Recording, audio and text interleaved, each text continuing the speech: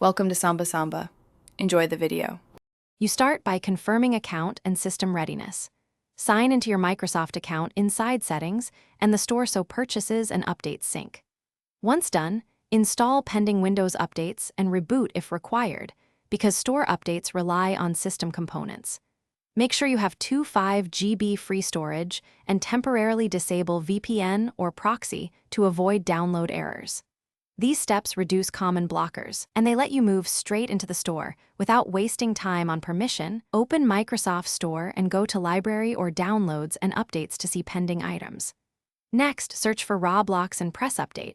If you see Get, it means reinstallation will fetch the latest build.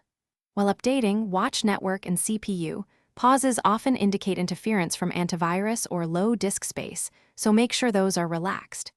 If the update stalls, click the three-dot menu, select Downloads and Updates, then Get Updates. This forces the store to queue the Roblox update properly.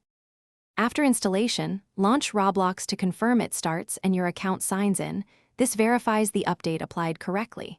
If it doesn't launch or shows an older version, reset the Microsoft Store app in Settings, Apps, Reset, which preserves data but refreshes store state.